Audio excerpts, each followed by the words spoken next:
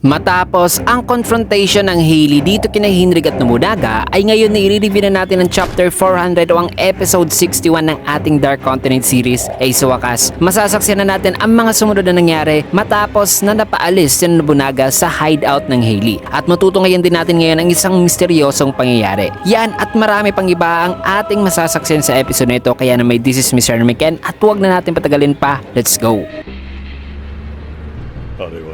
Ang pamagat ng ating chapter ngayon ay secrecy at nagsimula eksena dito kina Finks at Phaeton na kasalukuyang tinitignan ang receiver mga kaibigan, in which ay ayon dito kay Phaeton na nasa 100 to 200 meters away daw ang direksyon ng transmitter. Pero mukhang unstable daw tignan kung ano talaga ang eksaktong distance nito. Naibig lang daw sabihin nito na ang tunay na lokasyon ng transmitter ay nasa itaas o nasa ibaba nila base sa eksplanasyon ni Hinrig noon. Kaya ngayon ay alam na raw nila na either nasa tier 2 or tier 4 ang lokasyon ng hideout ng Hailey since nasa tier 3 sila ngayon. Kaya sabi naman dito ni Finks na bababa na raw sila kasi doon daw nila malalaman kung malayo o malapit ba raw talaga sila sa lokasyon. Nasabi naman ni Phaeton na mas magiging madali raw ang pag-identify kung gaano kalayo ang lokasyon kung gagamitin lang doon ni Finks ang N nito. Nasabi naman ni Finks na magiging masama kung gagamit raw siya ng M, whether for strategic reason daw o ano pa man yan, kasi una ay hindi raw siya gaano kagaling pagdating sa paggamit ng N. Pangalawa, ang kanyang paggamit ng N ay na-interrupt daw sa tuwing may nagsasalita o kung may gagalaw sa loob ng kanyang N.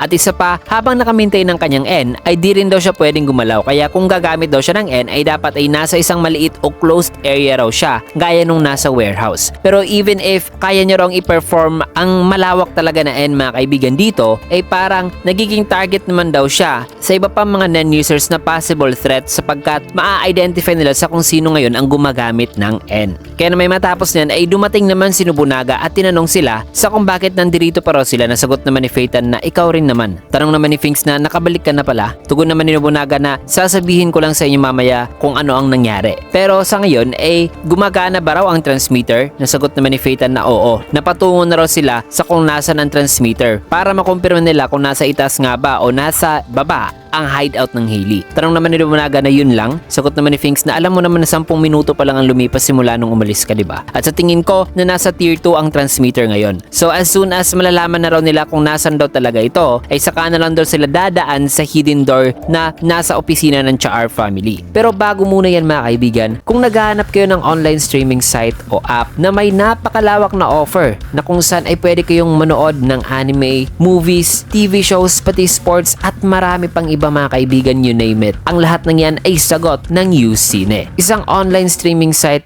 / app mga kaibigan na kung saan ay isang subscription lamang ang kailangan nyo, ay pwede nyo nang mapanood ang lahat ng yan mga kaibigan. All in one na at wala ring ads dito. So uninterrupted talaga ang inyong panonood. At don't worry, safe po ang app na to mga kaibigan. Kaya kung interesado kayo ay pindutin nyo na ang ating download link dyan sa comment section. Maraming salamat. Balik na tayo sa video. Maya pa habang naglalakad sina Nobunaga ay sinabihan naman sila nitong isang sundalo na narinig daw nila at ikunento raw ng CU at Char ang tungkol dito sa Phantom Troop, kaya pwede na raw silang makadaan dito. Nasa isipan naman ni Nobunaga ay wika niya na nasa tier 2 pala. Sabay sinabihan niya ang sundalo na kung pupunta raw si Hinrig dito ay pakisabi na lang daw na bumaba raw sila papapunta sa hideout ng Char. Pero sa isipan naman ngayon ni Nobunaga ay sabi niya na mali raw talaga kasi regardless daw sa kung nasa itaas man o nasa baba ang lokasyon sa kung nasa ng transmitter ay iniisip pa rin ni Nobunaga ang mga iba pang possibilities na sabi niya na well, hindi naman daw sa ibinunyag din daw talaga ng mafia sa kanila ang lahat-lahat, pero parang may kakaiba raw talaga o mali sa kanyang kutob ngayon. Kaya tanong naman ni Finks na may idea ba raw si Nobunaga sa kung nasa ng hideout nitong Hailey nung napunta sila doon? Nasagot naman ni Nobunaga na hindi raw niya alam kung nasaan dito sa Black Whale ang hideout na napuntahan nila. Kasi ang leader daw ng Hailey ay gumawa raw ng isang space gamit ang NEN. Kaya dapat na maging alerto daw sila. Maya pa sa kanilang pagbaba ay pinatigil naman muna sila dito ni Phaeton kasi sabi niya na may nag-iba raw sa receiver na mas lumalayo raw tuloy ang distance ng transmitter. chapter. Kaya sabi naman ni Finks na siguradong nasa tier 2 daw ang lokasyon ng hideout nitong Hailey kasi lumalayo ang distance ng transmitter habang patungo sila sa tier 4. Kaya napasabi naman si Nobunaga na kaya pala masama raw talaga ang kutob niya kasi ang boss daw pala ng Hailey ay nasa upper tiers pala. Kaya naman nagtataka siya sa kung paano raw lulutasin ng mafia ang digmaang ito. Nasabi naman ni Finks na pagdating nga raw sa pagpatay sa mga karibal na mafia members habang ang mga leader ay nagtatago sa mga hideout nito ay ang ganyang klase ng pagpatay ay nagpapasabi lang na wala raw talaga silang wastong kaalaman tungkol sa nangyayaring sitwasyon ngayon among the mafia na siguro ay may inabuso raw nakaugaliang batas o sinuway na old rule itong Hailey kaya nangyari itong digmaan. Kaya sabi naman ni Phaeton na dediretso na lang daw sila ngayon sa JR. Nasabi naman ni Nobunaga na dadalhin muna natin si Franklin kasi di raw kasi nila alam sa kung ilan raw ang lahat ng Hailey members na nandoon sa hideout. At saka ang mga abilities daw nitong Hailey members ay mas developed pa raw sa ini-expect nila. Habang sa isipan naman ni Nobunaga ay sabi niya na posibleng may sinuway raw talagang nakaugaliang utos ang Hailey kaya nangyari itong digmaan. Paliwanag pa ni Nobunaga kay Finks na kung titignan daw ang mga Hailey members ay parang mga random daw talaga ito na grupo o gang. Pero medyo mahirap daw ang kalabanin ng mga to. Depende na lang sa kung sino raw o kung gaano raw kagaling ang advisor nito. Na nang nasabi yan ni Nobunaga ay sabi naman ni Finks na hoy, baka nakakalimutan mo na pumapatay lang tayo ng oras dito at ang ating tunay na misyon ay ang hanapin talaga si Hisoka. Nasabi naman ni Nobunaga na alam ko na ang pag-secure naman daw sa ruta nila papapunta sa itaas ay importante naman daw talaga para mahanap nila si Hisoka. At kung isasama nila si Franklin ay magpapareduce lang daw talaga ito sa risk in case na makasalubong nila si Hisoka habang pinapatay lang nilang oras. Nasabi naman ni Finks na itong pag-aalitan natin ay parang nagpapa-obsess tuloy sa'yo sa Hailey. Nasagot naman ni Nobunaga na hindi naman daw niya dinideny ang bagay na yan kasi may nahanap raw siyang interesting sa Hailey. Nasabi naman ni Phaeton na masyado raw gusto ni Nobunaga ang mga kalaban nito. Matapos niyan ay maririnig naman ang isang announcement na sabing dapat ay ituon daw muna nila ang kanilang atensyon sa isang urgent announcement na may kasama raw bad news. Matapos na eksenang yan ay sa sumunod naman na panel dito sa room 1006 ay nagsalita naman itong isang guard ng Prinsipe Tyson na sabi rito ni Prinsipe Tyson na ang pangalan daw ng guard na to ay si Madwig, isa raw hitman na may amnesia. Nasabi naman ni Madwig na ang bagay lang daw na naaalala niya ay sa kung paano raw humawak ng baril na nandirito raw siya kasi kinuha raw siya ng Prinsipe Tyson. Matapos niya ay sabi naman itong isa na siya raw si Himonsi, isang global A-list star. Pero ayon daw kay Prinsipe Tyson ay di pa raw niya narinig ang pangalang Himonsi na isang global A-list star. Na sinabihan pa nga raw siya ng Prinsipe na hindi raw siya ang type nito kaya wala pa raw siyang nakilalang babae na kagaya ng Prinsipe Tyson. Ayon naman itong isa na siya raw si Ansel, ang little brother naman daw ng Prinsipe Tyson pero silang dalawa lang daw ng Prinsipe Tyson ang nakakaalam nito. Sabi naman itong isa na siya raw si Hyuga na hindi naman daw sa pagmamayabang pero isa raw siyang legendary tutor na kaya niya rong turuan ng isang individual kahit ang utak nito ay singliit pa raw ng munggo. Kaya guaranteed daw na makakapunta raw sa isang elite na paaralan ang mga tinuturuan niya. Nagsalita naman itong isa na isa raw siyang prinsipe mula sa planetang Mooney na nasa SR Nebula na pumunta raw siya dito sa planetang ito para maghanap raw ng mapapangasawa. Na matapos ang introduction ng mga guards na yan ng Prinsipe Tyson ay sabi naman ni Giuliano na okay. So nag-aacting-actingan lang pala ang mga to base sa characters na gusto mo mahal na prinsipe. Nang nasabi yan ni Giuliano ay sabi naman ng Prinsipe Tyson na hoy, bawal yung sinasabi mo na ang mga guards ko na to ay na-reborn na at ngayon na nasa loob raw ng Blackwell itong si Giuliano ay mariri-incarnate daw ito o mariri-reborn sa isang panibagong Giuliano. Na nakuha ba raw ni Giuliano ang kanyang ibig sabihin dito? Kaya sinabihan na ni Prinsipe Tyson itong si Giuliano na ikaw mariri-incarnate ka sa isang tao na parang chick boy pero isa ka pala talagang bodyguard na may gintong puso. Nasabi naman ni Giuliano na okay, na-reincarnate na po ako. Nasabi naman ni Hyuga na wala naman daw pinagbago ang karakter ni Giuliano na ibinigay dito ng prinsipe. Na habang nag-uusap-usap sila dito ay may kita naman si Izunami na nakatingin kay Giuliano na sabi niya na wala naman daw nagbago kay Giuliano pero ang bagay daw sa kung saan siya nag-aalala talaga ang time daw na sa tuwing binabasa raw ni Giuliano ang libro ay para nagiging tahimik raw talaga si Giuliano habang binabasa ito na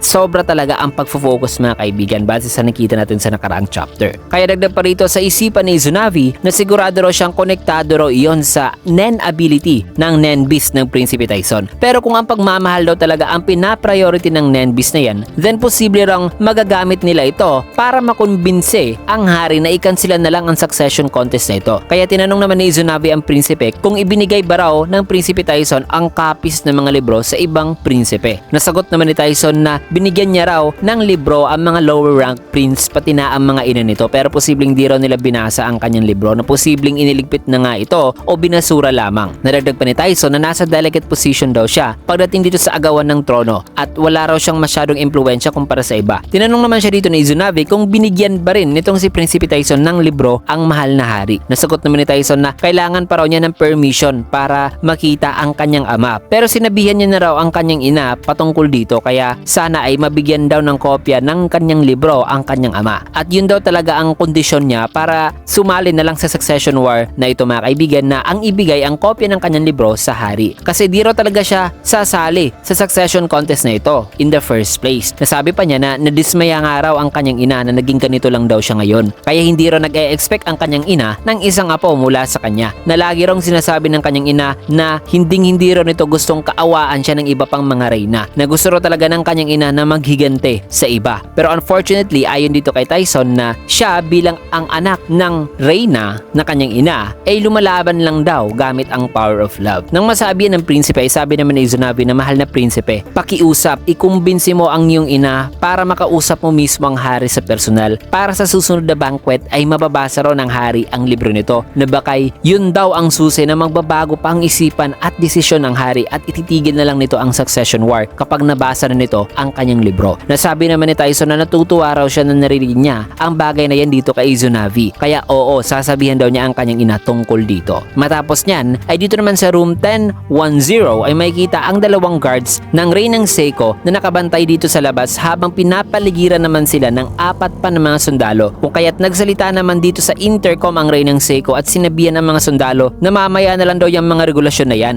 hanggat sa di pa raw niya naliligpit ang lahat ng kanyang mga personal na mga kagamitan dito. Pero bakit di raw niya pwedeng makita ang kanyang anak na si Prinsipe Fugitsu na siya naman daw ang ina nito at reyna naman daw siya? Nag-aalala lang naman daw siya sa kanyang anak na dapat ay hihintulutan daw nila itong si Reyna Seiko mga kaibigan na makita ang kanyang anak, na hanggat sa di niya nakikita ang kanyang anak ay unacceptable daw talaga na pasukin itong kanyang room nitong mga sundalo, na makipag-usap lang naman daw talaga siya sana sa kanyang anak sa right time na. Kaya dapat ay aasikasuhin daw muna nitong mga sundalo ang kanyang concern na makausap ang kanyang anak. Matapos niya ay sa isipan naman ng Reyna ay wika niya ay dapat na papaniwalain daw niya ang lahat na ang kanyang anak na si Kacho ay buhay pa hanggat sa maaari. Na masakit lang daw para sa kanya na napakabilis daw na na-eliminate itong si Kacho, na bagamat hate daw niya ang attitude ni Kacho noon na parang alam daw nito ang lahat, pero napaka-importante naman daw ni Kacho pagdating sa pag-shield o pagpoprotekta sa kapatid nito na si Fugitsu, na pwede niya raw gamitin si Fugitsu na gawin ang kanyang gusto pero masyado rong mahina si Fugitsu, na mas safe daw kay Fugitsu na maprotektahan daw muna ito ng Justice Bureau for as long as possible. Matapos niyan ay dito naman sa Justice Department sa interrogation room, maririnig ang guardian spirit beast ni Kacho na nag-a-appear bilang si Kacho na wikang sa tingin ko ay niresurrect ako bilang isang guardian spirit beast para protektahan si Fugitsu, na bakay ito raw ang ability ng kanyang guardian spirit beast. So technically, ang guardian spirit beast ni Kacho ay parang isang actual na rin na Kacho mga kaibigan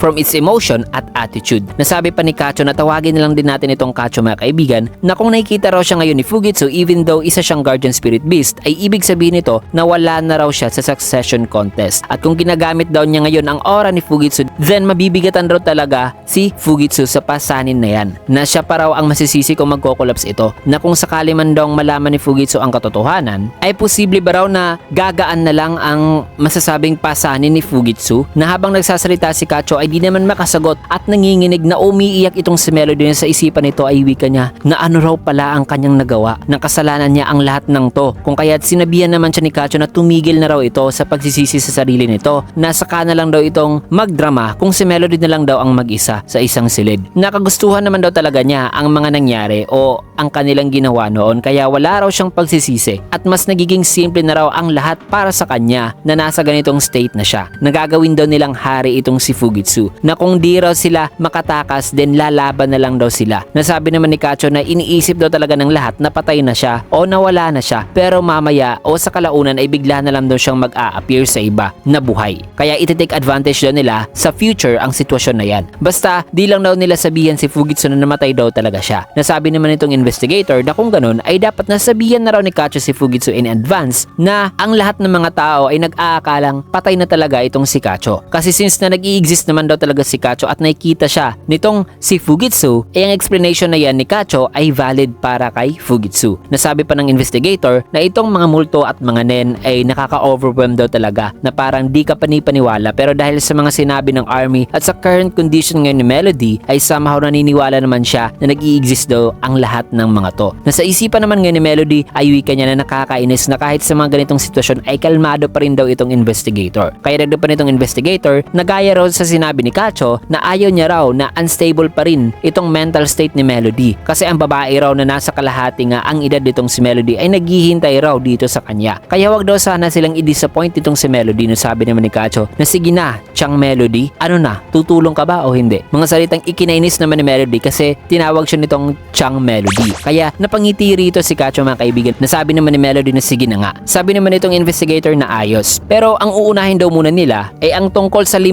request na natanggap ni Melody mula sa 5 prinsipe. Ang 3rd and 4th daw na prinsipe ay binigyan daw si Melody ng imbitasyon na papupuntahin ito sa kanilang quarters. Mga personal request daw na gusto raw nilang marinig itong si Melody na magpi-play ng flute sa kanilang harapan. Pero pagdating naman daw sa 1st, 5th at 7th prince, ang reason daw ng kanilang request ay mas malinaw naman daw na gusto lang daw ng mga to na magbigay ng pardon kay Melody at pakinggan ang performance nito. Natanong naman ni Kacho na ano rong pardon. Nang masabi yan ni Kacho ay sumenyas naman si Melody sa investigator na wag daw sabihin. Na naintindihan naman kagad ng investigator ang ibig na sabihin ni Melody na wag daw sabihin ang tungkol sa pagkamatay ni Kenny. Kaya nagsalita naman ang investigator na sabing sa ngayon na ang mga prinsipe ay may better understanding na raw pagdating sa Nen ay alam na raw nila na involved daw talaga si Melody sa escape attempt ni Kacho na kung mahahatulan daw talaga si Melody ng guilty ay posibleng death penalty raw talaga ang ipapataw sa kanya. Pero kung gusto raw ni Melody na hindi ito mapapatawan ng ganyang kabigat na consequences ay dapat na mag-perform daw ito sa mga prinsipe na nag-request sa kanya. Napaliwanag naman ni Melody na ang kanya raw ability ay pag-heal na nagpapa-blackout daw ito sa isang tao bilang side effect. Na susuko ba raw sila kung malalaman nila na ang kanyang ability ay makakounter lang sa pamagitan ng pag-cover sa kanilang mga tenga. Nasagot naman ng investigator na nagdedepende raw yan sa paghihingi ng tawad na sa tingin niya na ipapa-auction na lang daw nila ang pagpe-perform ni Melody sa mga higher ranking na mga prinsipe. Kaya napasabi naman si Melody na ang pagpe-perform ba raw niya ay sasabayan nila ng assassination. Nasagot naman ng investigator na kung ipa-prioritize daw nila ang Prinsipe Fujitsu, well, ang pinaka-epektibo raw nilang pwedeng gawin ay ang indeceive o linlangin ang lahat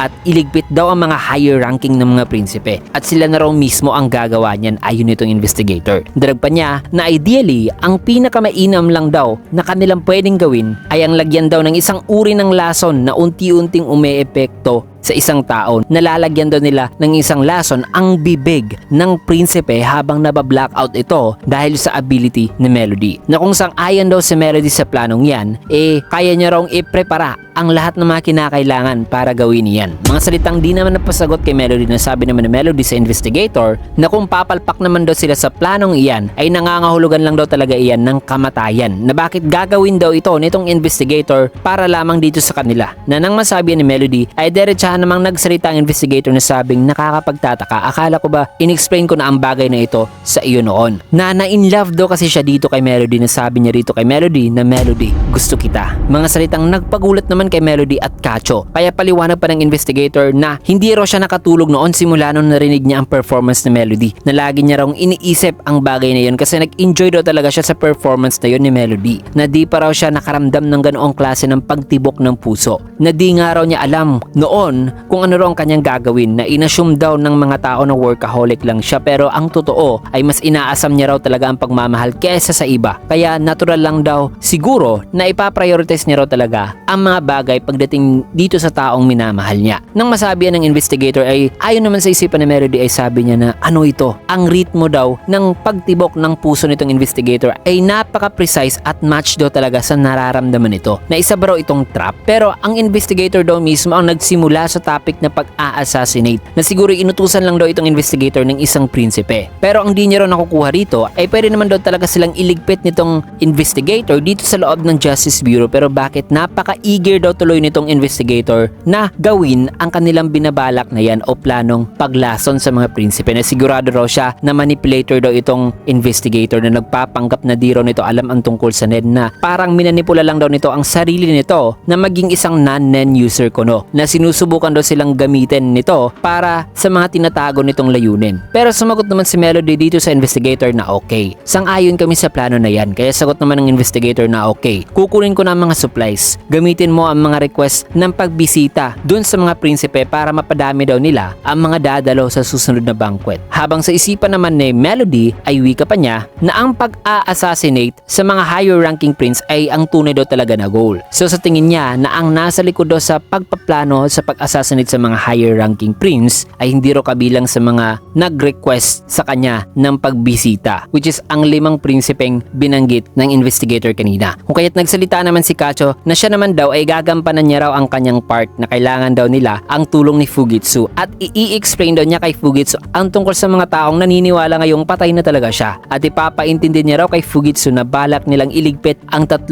higher ranking na mga prinsipe. Kung kaya't dito na tumayo ang investigator na sabing sige, bumalik ka na sa interrogation room, na dahil sa hindi raw siya nakakapas sa mga pader unlike dito kay Kacho ay gagamitin na lang daw niya ang pinto. Kaya dumaan na si Kacho sa bookshelves na sabi dito na di mo ba talaga ako i-interrogate, na sabi naman ng investigator na nababahala raw talaga siya sa kapatid nitong si Kacho at mas importante raw ang kalagayan ni Fugitsu. At saka gagamitin lang daw naman ni Kacho ang right nitong mag-remain silent, na which is effective daw as always. Kaya matapos niyan ay umalis na si Melody, sabay pumasok na ang investigator sa interrogation room habang naghihintay si Kacho. Minutes later ay umalis na rin si Kacho sa isang area. Nasabi nitong investigator na itong VIP witness protection ay ang pinaka-safe daw na area dito sa ship na ito. Na kahit ang first prince ay di nga raw pwedeng basta-basta na lang daw napapasok dito. Maya-maya pa ay nirequest naman ng investigator na pwede ba raw niyang makausap itong si Steiner, na agaran namang tumayo at sa kanyang paglapit ay hinawakan naman ng investigator ang isang device na sabi niya rito kay Steiner na kung sakali raw ang tauhan ng first prince o ang Royal Army ay mapupunta rito ay dapat napindutin daw kagad ni Steiner ang button sa device na ito. Na itong si Steiner lang daw ang pwede niyang mautusan ng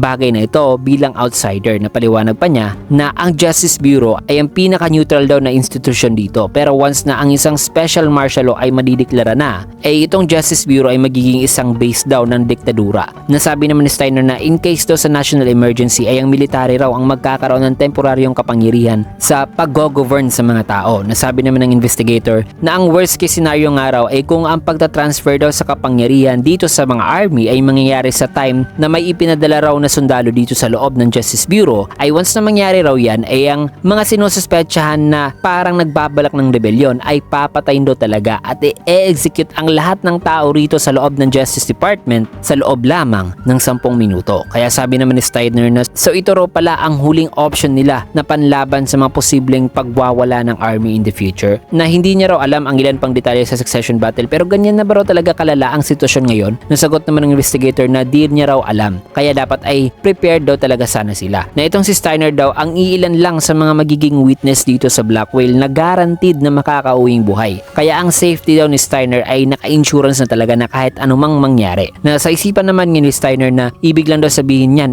parang minarkahan na rin daw siya ng kamatayan. Pero kahit na mamatay daw siya ay ibig sabihin lang nito ay may nangyari raw talagang isang pangyayaring hindi raw ilalagay sa official records. Matapos niyan ay sa sumunod na eksena ay may kita naman si Kacho na naglalakad at pumasok na sa isang room na sabing nandirito ba raw siya, na kung saan ay tinawag na niya si Fugitsu. Pero walang sumasagot, kaya kinabahan naman si Kacho na sabing mga major witness daw sila sa nangyari, kaya di raw sila pwedeng umalis sa room na ito. Nagamit ba raw ni Fugitsu ngayon ang ability nito para pumunta sa ibang lugar? Matapos nyo sinubukan naman ni Kacho na tignan ang ilalim ng kumot dito sa bed ni Fugitsu, na may kita ang magic door ni Fugitsu mga kaibigan. Na nang nakita ito ni Kacho ay wika pa niya na tama raw siya, na posible raw talagang may nangyari, na kung wala raw siya ay isang one-way path lang daw ang ability ni Fugitsu na di na raw ito makakabalik, na kung saan ay ang entrance ay mawawala na once na nakapasok na raw si Fugitsu sa tunnel. Na nasa loob ba raw ngayon ng tunnel si Fugitsu, na nagtatago ba raw ito ngayon dahil sa inatake raw pala siya, na kaaway ba raw talaga si Kaiser, which is ang investigator sa Justice Bureau kanina mga kaibigan. Maya-maya pa lumabas naman si Fugitsu, kaya sabi naman ni Kacho na salamat naman. Sabay kinamusta na niya ito kung okay lang ba raw ito o ano raw ang nangyari.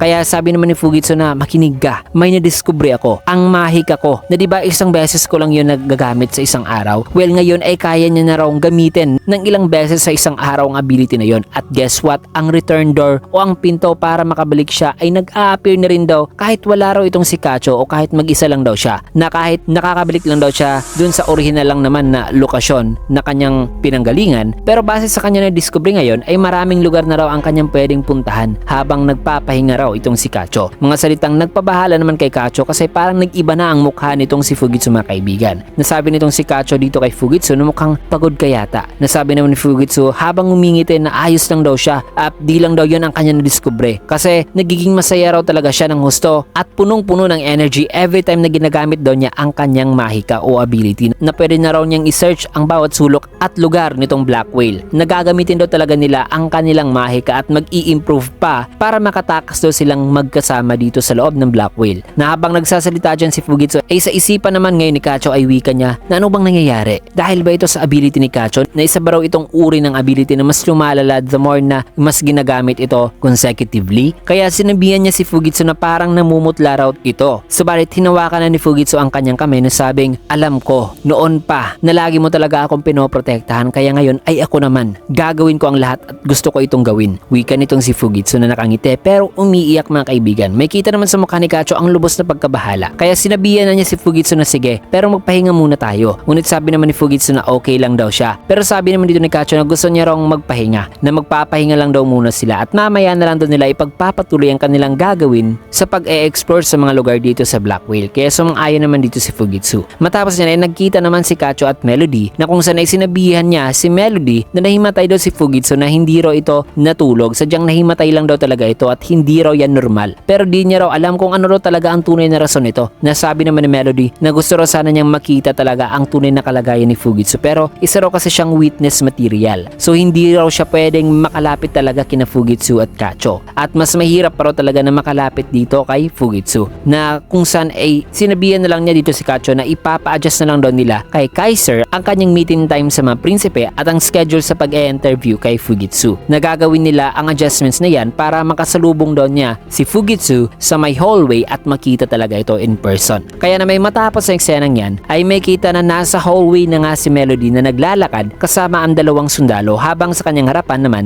na naglalakad din ay si Fugitsu kasama ang apat pa ng mga sundalo. Na habang naglalakad ngayon itong si Fugitsu sa harapan ni Melody ay hindi naman nagkipag eye to eye contact si Melody mga kaibigan pero may naramdaman talaga siyang parang chilling presence na kung saan ay nang tinignan niya talaga itong si Fugitsu ay may kita na parang may sumusunod dito kay Fugitsu na nang tinignan pa ito ng husto ni Melody ay may kita ang mga tila bay multo na sumusunod at naka-attach ngayon sa prinsipe. Kaya sabi naman dito sa isipan ni Melody na delikado raw ito. Ang aura raw ni Fugitsu ay masyado na raw mahina na parang nasa state na nga ito ng Zetsu at mentally unstable na raw itong si Fugitsu at ang mga masasamang espiritu ay naa-attract na raw dito. Na ano bro talaga ang nangyari na naging ganito raw ang prinsipe sa napakaikling panahon lamang na ano raw ang kanyang gagawin ngayon na masyado raw marami ang mga masamang espiritu na nakapaligid dito kay Prinsipe Fugitsu na dahil daw dyan ay namimilig raw tuloy ang buhay nito na kailangan na raw nilang i-exercise ang prinsipe sa lalong madaling panahon. Maya-maya pa'y nakarating na sila Melody sa isang guarded room na sabi naman nitong isang sundalo na nandirito na tayo. Ayon naman nitong isa na may 10 minuto raw si Melody na ang lahat daw ng conversation dito ay recorded daw na pwedeng gamitin sa korte kaya ang isang public defender ay presente raw sa loob. Matapos yan ay pumasok na nga si Melody habang sa kanyang isipan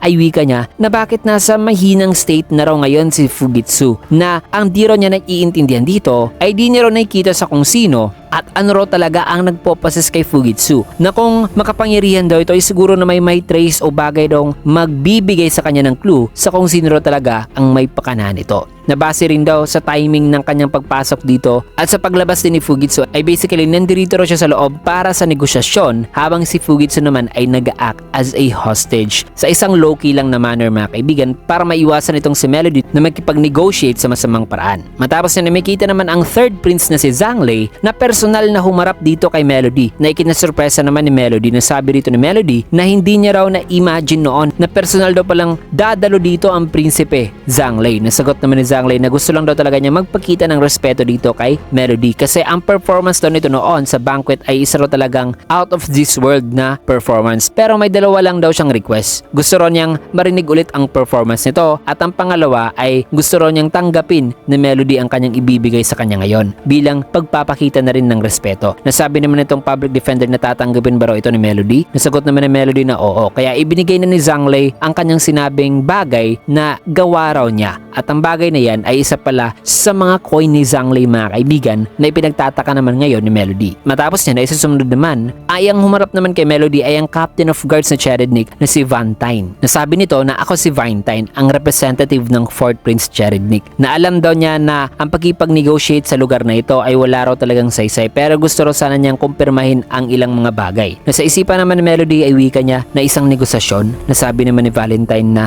gusto raw ng 4th Prince na imbitahan itong si Melody sa personal quarters nito. Natatanggapin ba raw ni Melody ang imbitasyon na yan? Nasagot naman ni Melody na isang karangalan daw na maimbita ng prinsipe, pero di raw kasi para sa kanya ang pagpapasya sa mga bagay na yan, kasi hinire lang naman daw siya originally bilang guard ng Prinsipe Cacho, na hindi niya rin daw pwedeng sabihin ang tungkol sa kanyang kontrata. Kaya sabi naman ni Valentine na kung ganun ay magtatanong pa ako ng ibang tanong, na hindi na ba raw gusto nitong si Melody na mag-perform ulit. Nasabi naman ni Melody na personally kung sasabihin daw siya na mag-perform ay masaya raw siya na gagawin ulit ito, pero under sa right circumstances na raw. Nasagot naman ni Valentine na maganda naman daw kung ganun. Matutuwa raw ang mahal na prinsipe sa balitang ito. Subalit sinabihan naman ni Melody si Valentine na ang pakipag-negotiate dito ay posible naman daw. Natanong naman ni Valentine sa mga salitang yan na anong ibig mong sabihin, na ang bagay na yan ay dapat na pag-usapan lang daw nila kapag ka na-release na raw dito si Melody, upang mapag-usapan din daw nila ang ilan pang mga detalye, kasi dito mga kaibigan ay recorded nga ang kanilang conversation. Matapos nasabi ni Valentine ay sa isipan naman ngayon ni Melody ay wika niya na ang pagtibok raw ng puso ni Valentine ay isang uri ng pagtibok na parang confused ito sa current situation ngayon mga kaibigan. So hindi raw pala ang 3rd and 4th Prince ang may gawa nun kay Fujitsu base sa mga heartbeat ng kanyang nakausap. Matapos ang eksenang yan ay sa sumunod naman na panel, may kita naman si Kaiser nakausap itong si Melody, na sabi naman ni Kaiser na kahit na magpe-perform daw itong si Melody sa susunod na banquet ay sa tingin ba raw nitong si Melody na di raw muna nila isasagawa ang kanilang original na plano na paglalason. Nasagot naman ni Melody na oo, kailangan natin na maging maingat kasi di raw nila alam sa kung sino raw talaga ang nasa likod ng pag-iiba na ngayon ng Prinsipe Fujitsu, na dapat daw nilang malaman sa lalong madaling panahon sa kung sino ang nagpapahina sa prinsipe, kaya dapat ay piyansahan na raw siya dito. Nasabi naman ni Kaiser na di raw nila pwedeng gawin yan, na basta-basta na lang naluluwagan nila ang pagko-confine dito kay Melody. Isa pa, hindi raw nila pwedeng kansilahin ang mga imbitasyon ng mga prinsipe dito sa kanya, na kahit nga raw sa ngayon ay naghihintay nga raw ang mga prinsipeng yun sa paglabas daw nitong si Melody mula rito sa opisina. Kung kaya't sinabihan na ni Melody itong si Kaiser na kung ganun ay sabihan mo na lang si Kurapika na nasa room 1014 tungkol sa lahat, kasi siya lang daw ang mapagkakatiwalaan talaga niya. Natanong naman ni Kaiser na lahat-lahat talaga. Nasabi naman ni Melody na oo, pakiusap, wala ng oras, kailangan na nating magmadali. Habang sa isipan naman ni Melody ay ayon sa kanya na wala raw sa mga heartbeat ng nakausap niya noon ang mga nag-react patungkol sa word na negotiation, na baka'y ibang tao raw talaga ang mastermind sa gumawa kay Prinsipe Fujitsu, na baka'y naghihintay lang daw talaga ito ng isang oportunidad, na nakakainis daw kasi di niya raw pwedeng alisin as a suspect ang mga prinsipe at ang lahat ng mga tauhan nito. Matapos na susunod naman na eksena dito sa room 1014 ay maririnig naman ng isang guard na nagsasalita dito sa harapan ni na Kurapika at Bill, na sabing hindi ko na kailangan pa ng water divination kasi nakakagamit na raw siya ng Nen. So ito pala ang natitirang tao na sinasabi noon ni Furikov na nagpapanggap na hindi raw nakakagamit ng Nen, at napaka-skilled doon ito sa pagpapanggap. At ang taong yan ay ang guard pala ng 5th Prince sa Bepa na si Long Hee. Nasabi nito nasasang-ayon ba raw itong si Kurapika sa kanilang kontrata? Nasagot naman ni Kurapika na oo, makikipagkasundo raw siya kay Prinsipe Bepa. So ano kaya ang kanilang kontrata at kasunduan mga kaibigan, at ano nga ba talaga ang nangyari kay Prince Fujitsu? Well, tutok lang kayo sa susunod na episode kasi masasaksiyan natin ang isa sa napakalaking revelasyon nitong kwento mga kaibigan. Kasi dito man natin tatapusin ang video sa last panel ito. Kaya naman kung nagustuhan yung video, can you get a like, comment, subscribe, and follow na rin sa bagong FB page natin for more videos and updates na kagaya nito. Ayan, maraming salamat and see you guys again on my next video.